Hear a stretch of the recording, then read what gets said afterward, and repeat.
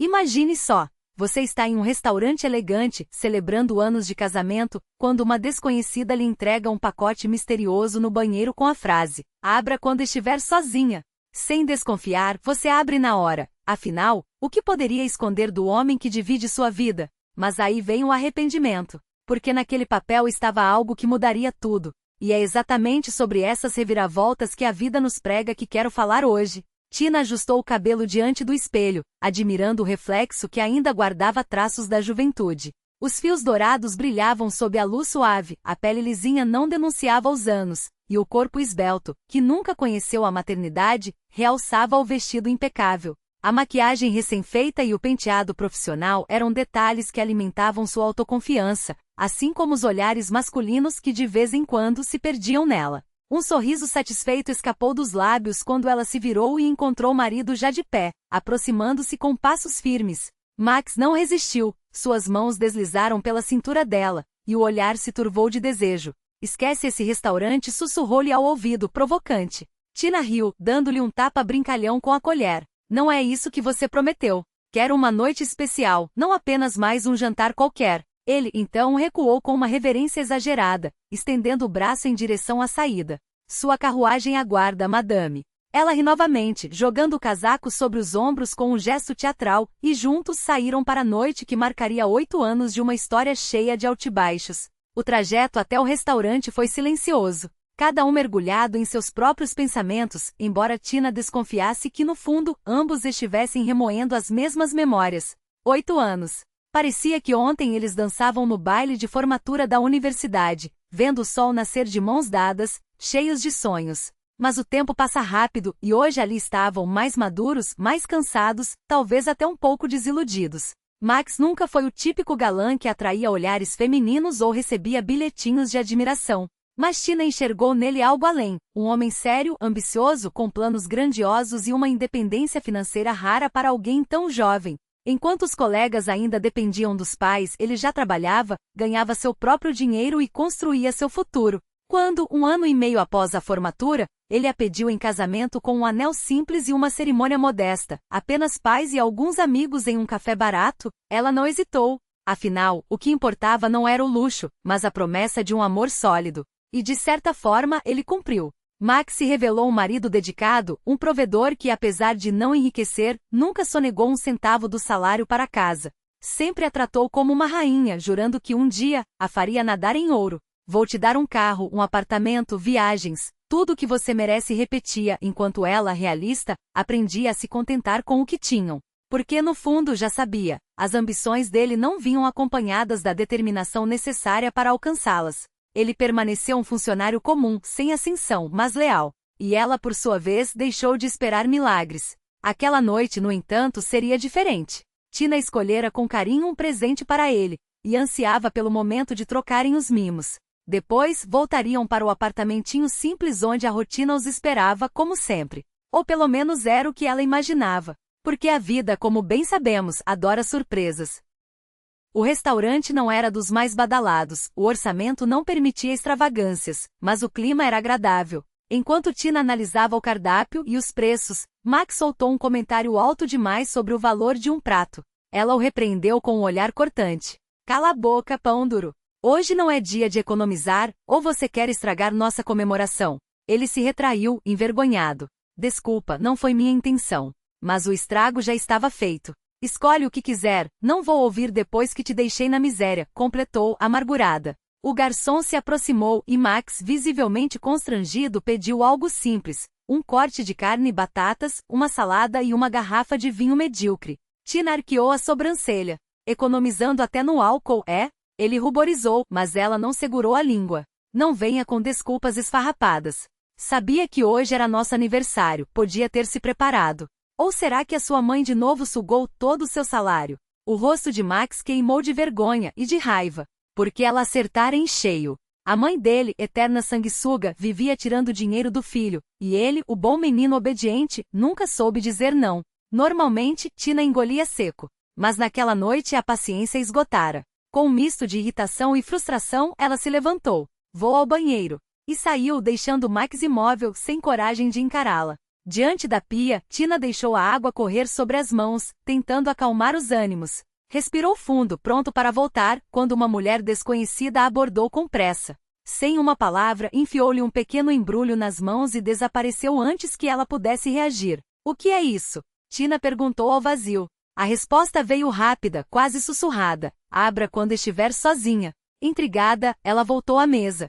Max notou imediatamente sua expressão perturbada. O que aconteceu? Você está pálida. Tina se recompôs, contando o estranho episódio. E então, sem pensar duas vezes, afinal, o que poderia esconder do homem com quem dividia a vida?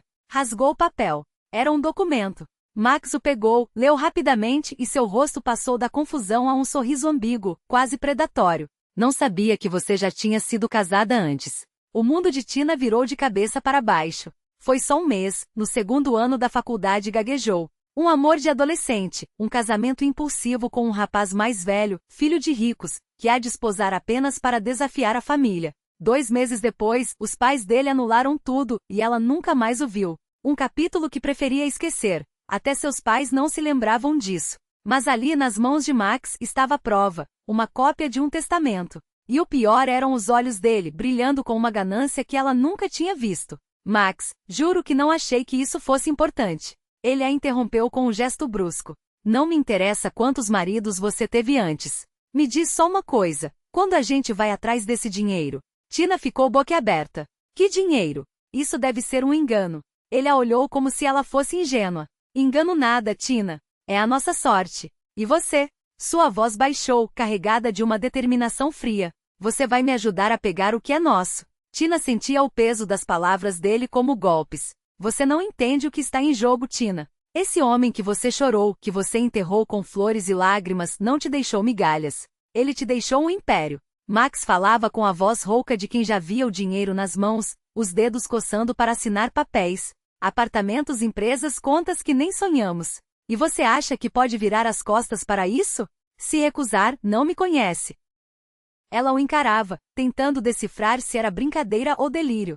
Mas os olhos dele brilhavam com uma avidez que não mentia. Pelo menos uma propriedade você vai passar para o meu nome. Não, melhor, tudo. É burrice deixar isso escapar. Uma procuração geral, Tina. Para eu vender o que não precisarmos. Esse negócio de hotelaria? Dinheiro fácil. Vendemos por um bom preço e pronto. Ele contava nos dedos, como se já estivesse distribuindo os lucros. Uma das casas eu dou para minha mãe. Afinal, ela merece morar bem depois de tanto sacrifício. E eu me demito amanhã. Por que trabalhar por trocados quando podemos viver como reis? Tina engoliu em seco. Eu me demito. A frase saiu sem pensar. Max franziu a testa, como se ela tivesse falado em chinês. E você o que tem a ver com isso?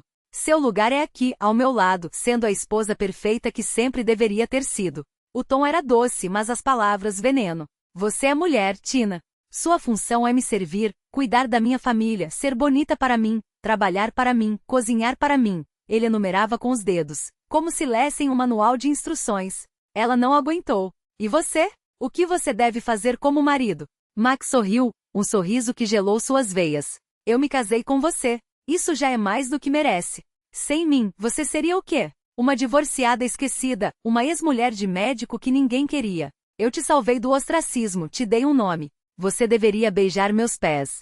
Foi como se alguém tivesse jogado um balde de água gelada em seu rosto. Pelas primeiras vezes em anos, Tina virou Max. Não o marido carinhoso das fotos, não o homem que lhe trazia café na cama, mas um estranho. Um homem que a via como um troféu, um meio para um fim. E o pior, ela havia permitido. Havia ignorado os sinais, os comentários ácidos disfarçados de brincadeira, as decisões tomadas sem consultá-la. Tudo porque achava que amor era sinônimo de silêncios engolidos. Sem uma palavra, ela pegou os documentos da mesa, aqueles papéis que, segundo Max, eram sua salvação, e se levantou. O vestido esvoaçou quando ela se virou, saindo do restaurante com a coluna ereta, como se carregasse não um legado, mas uma armadura. Ele a alcançou na calçada, agarrando seu braço com força. O que é isso, Tina? Um show? Achou que herdou atitude junto com o dinheiro? Os dedos dele afundavam em sua pele, a voz um rosnado. Volta agora mesmo, senta e para com essa palhaçada. Ou quer que eu te arraste de volta?